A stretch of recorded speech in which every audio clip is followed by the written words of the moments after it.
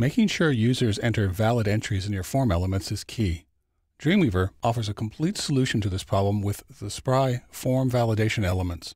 And you can use these same elements in your WordPress pages. Let me show you what I mean by continuing with our special events page. I'm going to scroll down to the bottom here, past the accordion panel entered in the last movie. So I'm going to put my cursor right in the accordion panel and then use a little trick that I like to use in order to go right past the div.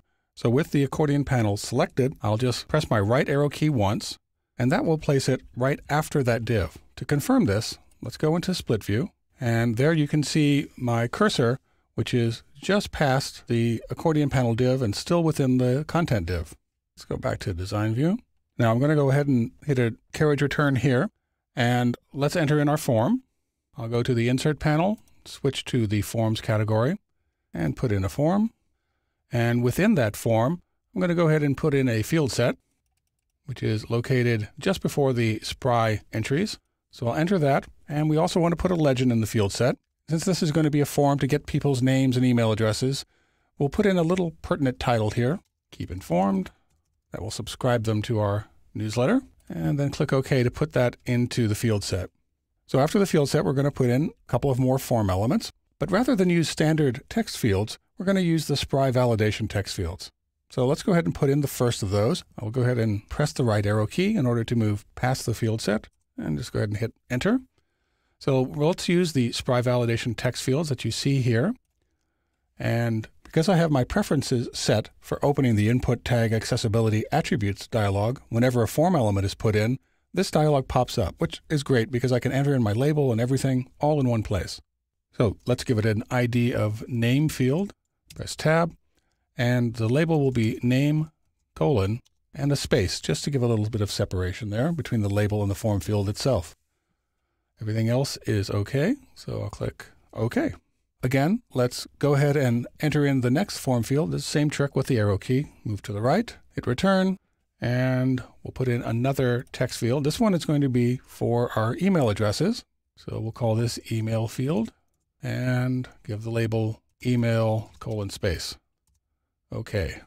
One final form element. This time is the submit button. So I'll use just the button here. Give it an ID of submit. No need to put in a label or anything else.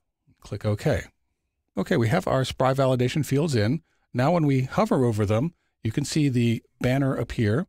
Let's go into the first one, which is Spry text field 1. And if you click on that banner across the top, the tab, the property inspector will switch over to the custom property inspector for the Spry text field. And you can see that it's already set as required. I like to have my validations occur on blur. So go ahead and check that. And this time there's nothing else that we need to do because this is just a general alpha character text field. However, let's go to the email field now, and I'll select that tab. And we'll have that validate on blur as well.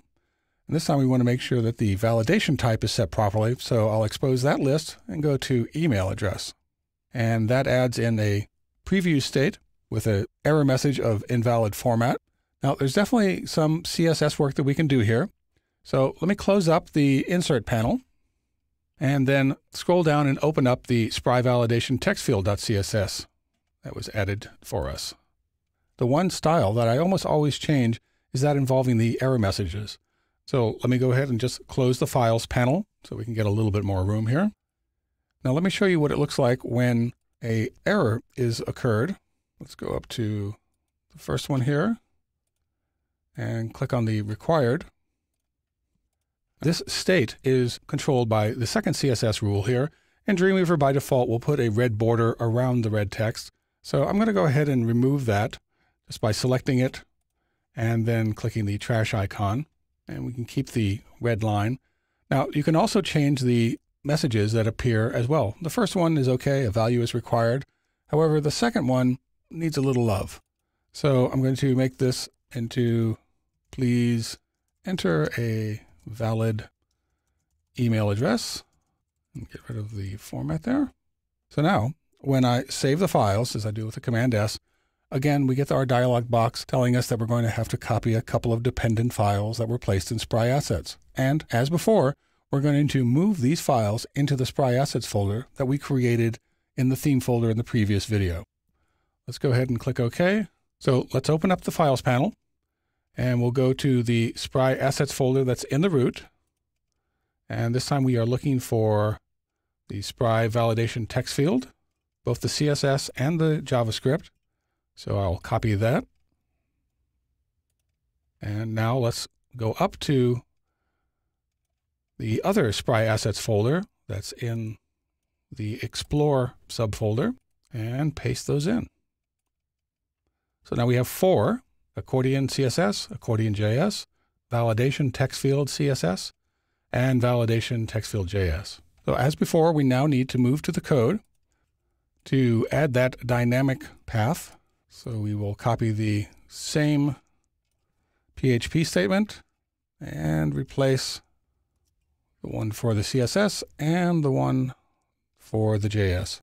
Now, even if you don't change your CSS, it's still important to move at least the JavaScript file over, so it'll make it easy for WordPress to find all the functions that it needs. Okay, let's save everything and go back to our browser. So now when I hit refresh, I should have not only the Spry accordion panels added in form, but also our new form ready for submission. Any of the Spry form validation elements can be integrated in the same way you just applied the Spry text validation widgets, including widgets for file fields, drop-down lists, and radio buttons.